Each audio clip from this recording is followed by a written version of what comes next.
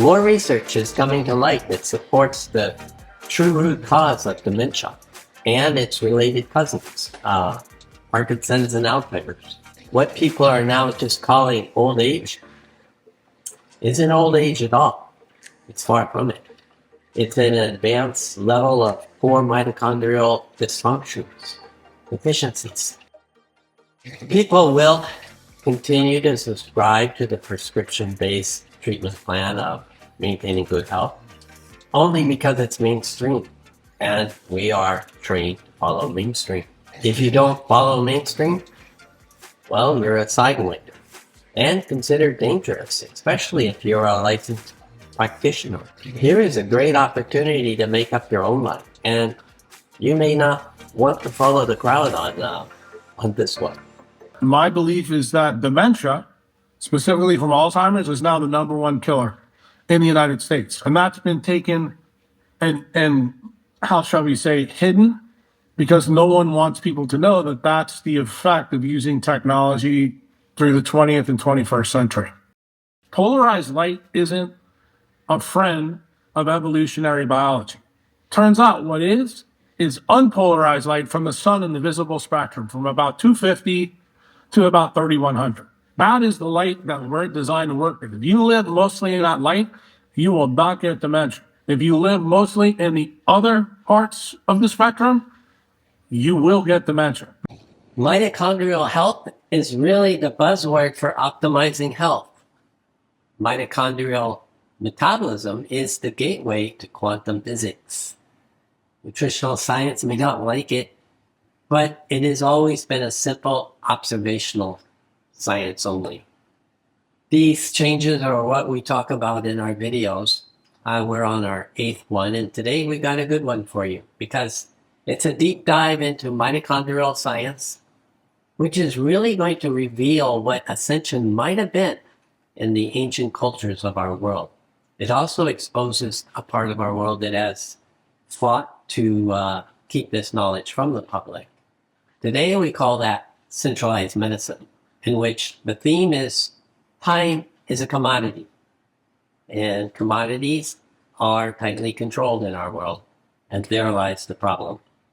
Explains why assumptions and mainstream bias runs rampant in our sciences, and if 2020 didn't teach us that, then we weren't really paying attention. Mitochondria, people may have heard of them as the powerhouse of the cell, but I'm really interested in making mitochondria great again, which is a slogan that I'm actually trademarking right now, because if we look at the chronic disease epidemic that we're facing, if we actually go down to the root of what's happening, this is really mitochondrial dysfunction in one or more tissues, underlying diabetes, obesity, autoimmune conditions, neurodegeneration, cancer, ... Because when it comes to mitochondrial function and health, UV and IR light really are the stars of the show here. The bottom line here is all life, especially Homo sapiens, is the pinnacle of evolution of our mother planet. The relationship between Earth and the solar system and our physical bodies is deeper than you may realize. This quantum entanglement between our environment and our mitochondrial physiology is woven like the threads of fabric. You cannot separate them. They cannot exist independently, at least at this stage of evolution. It's a symbiotic circadian relationship that has to be maintained for optimal health. That's the bottom line. My friends, there's no getting around it. Organic is here to stay. The secret is shaping your environment so that the healthy choice is the easy choice. When you begin to see the totality of this blueprint and understand the wiring diagram, it is fucking beyond me how you think food controls you. In fact, the engines are controlled by the leptin melanocortin pathway. And then you begin to realize, well, God or evolution is the most amazing, biophysicist. Why? Because she was smart enough to put leptin right below our skin. What hits our skin, my friend? Sunlight. What's in our skin? Melanin. What did we do?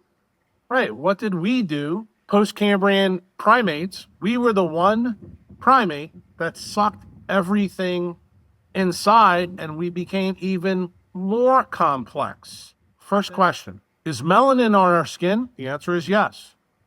Second question, how do we make vitamin D? We make it from our skin, cholesterol, then goes inside to the kidney and liver, gets to the active form, right? So now we know how vitamin D gets to the inner mitochondrial membrane. But that's two systems, outside in. Remember, we haven't talked about food yet, have we? No. Third system, I told you about nitric oxide, that it inhibits ATP production at cytochrome 4. How do you make it? UVA light. UVA light, outside in, makes nitric oxide. It goes to the terminal CCO, inhibits it. Okay, how do we turn this back on? Near infrared light. Where does that come from? Oh, the sun. In fact, it's the most dominant part of the sun, 43% of the solar spectrum. So I just gave you 4 different ways that the outside changes all the biochemistry on the inside. And what is food in this whole story? That ties to something that comes after radiosynthesis in the GOE. That's called photosynthesis, which happens 50 million years before we get mitochondrial respiration. So that means food is an electromagnetic barcode that gets fed into this whole system that was built way before food was. So you tell me how food is proximal to this story. When you understand the evolutionary biology of what really happened in the Archean world before the GOE, then in the GOE, then in the Precambrian time, Cambrian explosion, and now you're a post-Cambrian eukaryote. Go to the Sistine Chapel and you see the 2 fingers on the center panel. It's the story in between that white plaster, okay? In Genesis, what did it say? Let there be light. The recipe begins with melanin as a light wand stochastically picked certain metals out to build a mitochondrial engine when the 2 domains of life came together in endosymbiosis. And when you understand that, and you understand it really well, all of a sudden, many of the problems that we have in centralized healthcare, in MAHA, in the world, get easier to solve. If you look at the most famous study that was lied about in the New York Times, it was the 50-year Framingham study. You go back and look in January, I think in 99, it was their 50-year anniversary. Read the original print. What does it say in there? It says, what did we find in Framingham? Those with the highest LDL cholesterol live the longest and have the least amount of cancer. Those that have the lowest LDL die the soonest and they tend to get cancer. And what did you just tell me, Carl? Tell me about this cholesterol story. What's the story been since that 50 years? That cholesterol is the worst thing ever. Also a guy that worked for DARPA, Ansel Keys. He's the one that started that with the 7-country study. Total bullshit so that Big Pharma can sell you stocks. So how does it work? UV light hits cholesterol in your skin. You make a cholesterol ester. It's not important what it is. That ester goes to your liver and your kidneys and turns it into the active form of vitamin D. So what is cholesterol? Cholesterol is incredibly important. The story that the lipidologist in centralized Rockefeller medicine tried to tell you was that LDL cholesterol is bad, HCl is good. Also bullshit. I really like to think about mitochondria as being an electromagnetic antenna and an emitter, but also mitochondria sensing the electromagnetic environment very exquisitely. So if you look at the research on non-native EMFs, for example, 5G, Wi-Fi, Bluetooth, etc., these frequencies directly interface with the mitochondria, and they kind of create, you kind of think of it as like decoherence or creating kind of some chaos or lack of an ability to properly sense the environment, because these frequencies are not natural, so to speak. They're a very new phenomena within our environments emerging over the past 100 years. I mean, it's so simple. And this is the analogy I give to those people who are poor first principle thinkers. Go to New York City, my hometown, and you want to see absolute chaos? All you got to do is take control of the electromagnetism that controls traffic lights. Traffic lights are just like modern technology. When you change the red and the green lights to the wrong place, what do you get? You get gridlock. That's chaos. That's exactly what happens in your brain when you imbibe polarized light, blue light. It's just like screwing up all the traffic lights on on First Avenue, Second Avenue, Third Avenue, Lexington, Madison, Park, Fifth. But you don't realize at the core of this problem was electromagnetism. You don't even realize that traffic lights are a beautiful analogy to why dementia, why sexual deviancy really happens. Until you see it from the dopamine perspective that's built when you sit in nature. But that's how things really work. But another primary input or influence on mitochondrial function is the electromagnetic environments. Polarized light through, that's light from Netflix, light from a screen, light from an LED bulb. But based on what I told you about that central retinal pathway with light through the eye, basically what happens is there's two clocks. One is the suprachiasmatic clock. The other one is a vitamin A clock called the ROR RXR receptor that controls all the other clocks in your body. Once you lose control of those, what does mitochondria do? I told you they make light. Turns out when the light is aberrant, okay, it causes proteins to misfold. When proteins misfold, that's where dementia comes from. So I want you to think about this common sense wise. If you and I were sitting in a movie theater and we were trying to see your movie, but somebody put a filter on your movie projector and we couldn't see the light rays properly on the screen, would you be able to see the movie? The answer is no. That's exactly what dementia is. So someone, through the process of modern life, which is all the things we talked about, is feeding us polarized light that create misfolded proteins. That's how you get frontal temporal dysplasia. That's how you get Parkinson's. That's how you get Alzheimer's. That's how you get all the diseases that are tied to dementia. Now, are there other ways meaning upstream to cause this problem? Yes.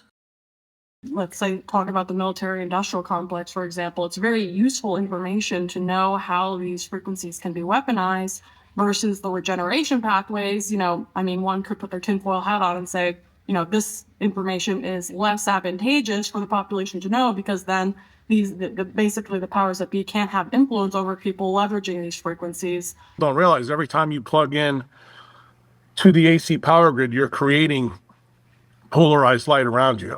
It shocks people when they look into the details of this, but we now live in a world that's filled with polarized light. You have to realize polarized light is what changes all these things. So to answer your question simply, you need to go on a non-native EMF polarized light diet. The problem is that's really hard to do when everybody is shilling, things that plug into the power grid. It's kind of like saying I want to get clean of heroin, but I live in a heroin den. The quantum entanglement between the mitochondrial metabolism and our environment, I mentioned earlier, also includes the latitude we live in.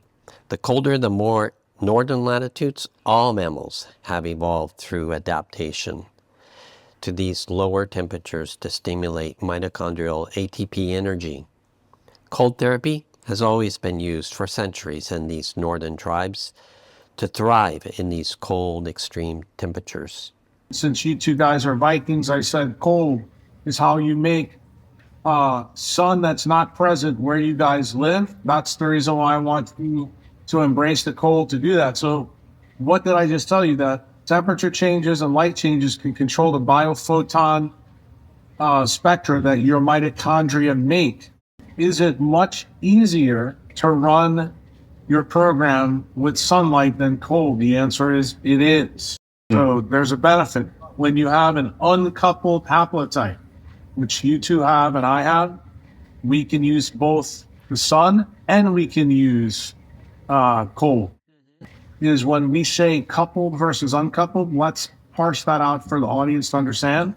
It means that we eat more food as people who are uncoupled so that we can make heat so we can live in cold temperatures. People who are tightly coupled, those are L0, 1, 2, and 3. Those are people that live in equatorial Africa. They tend to have dark skin.